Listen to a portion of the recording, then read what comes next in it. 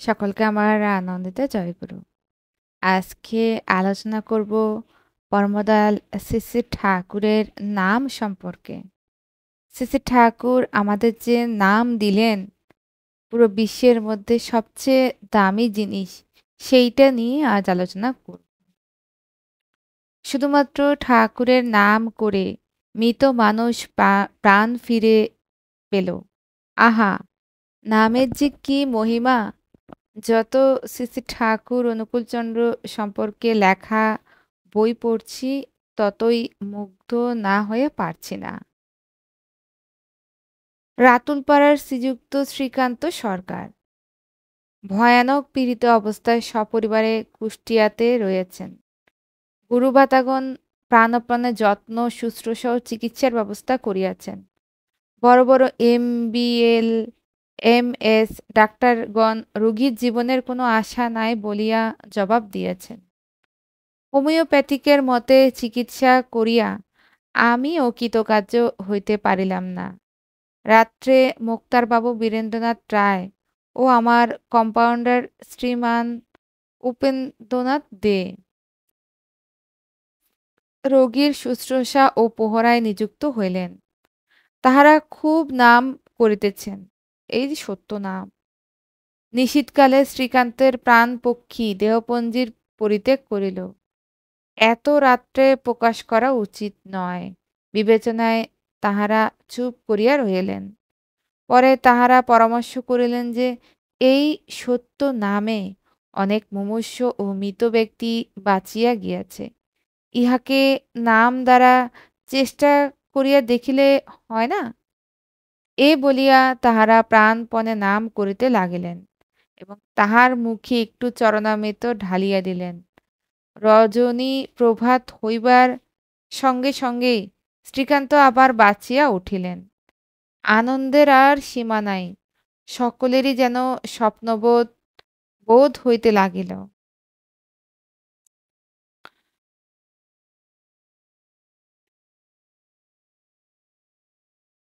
পরম প্রেমময় শ্রী শ্রী ঠাকুর তার ঐশী লীলায় বিভিন্ন ক্ষেত্রে এই নামকে দিয়ে পরীক্ষা নিরীক্ষা করেছেন।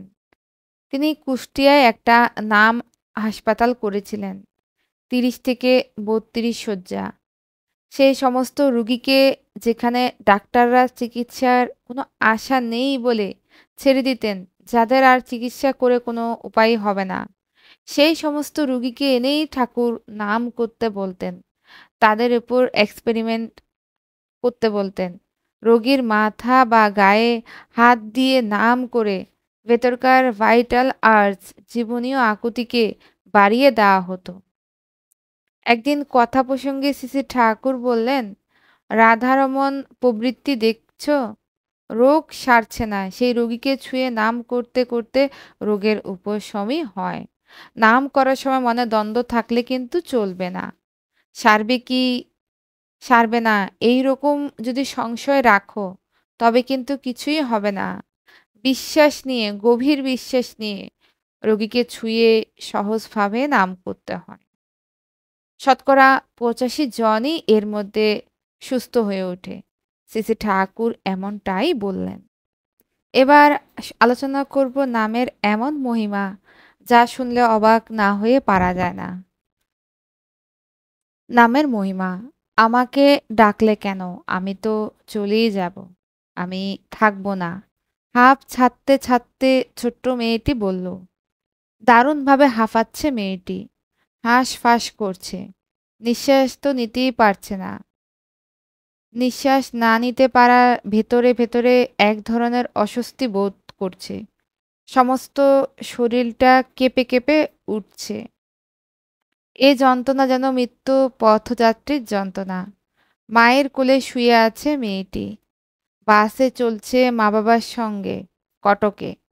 গিয়েছিল ভুবনেশ্বরে দয়াল ঠাকুরের 91তম জন্ম মহোৎসবে আনন্দ করতে। ফিরেই আসছে বাসে। বাসের মধ্যে মা বাবা কি করবে? অথচ মেয়েটি নিঃশ্বাস ক্রমেই বন্ধ হয়ে যাওয়ার উপক্রম। বুকের ধুকধুকানি কমেই আসছে। দু চোখ বেয়ে জলের ধারা গড়িয়ে পড়ছে। মেয়ের মায়ের মন কান্নায় ভেঙে পড়ছে। কি হবে এখন? দয়াল ঠাকুর, রক্ষা করো আমার মেয়েকে। মায়ের মনের প্রার্থনা চলছে দয়াল ঠাকুরের রাতুল চরণে। এর মধ্যে নকুলচন্দ্র দাস এবারে ভুবনেশ্বরে উৎসবে গিয়ে পরম পূজ্যপাদ শ্রী শ্রী বদ্দার কাছ থেকে মন্ত্রপুত দণ্ড পেয়েছেন। দণ্ড হাতে বসে আছেন বাসের একটি আসনে।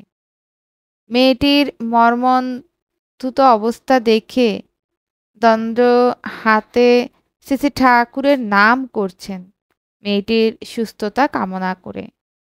মেয়েটির এই করুণ অবস্থার কোনো পরিবর্তন হচ্ছে না। প্রাণটা এই যায় যায় এমনতর অবস্থা। মেয়ের মা না পারতেই অবশেষে কেঁদে পড়ল এই নকুলদার কাছে।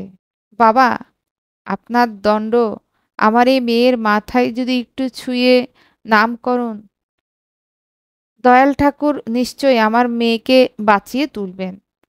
বাসটিকে থামানো হলো। মেয়েটিকে বাস থেকে নামানো হলো। তার মাথায় দণ্ড ছুঁয়ে নকুলদা নাম শুরু করলেন। বেশ কিছু সময় কেটে গেছে। বাসটি দাঁড়িয়ে আছে অধীর আগ্রহে উদ্বিগ্ন চিত্তে। অপেক্ষা করে আছে সবাই, কি হয় কি হয়। নকুলদার তো এদিকে নাম চলছেই। ধীরে ধীরে চোখের পাতা খুলল মেয়েটি।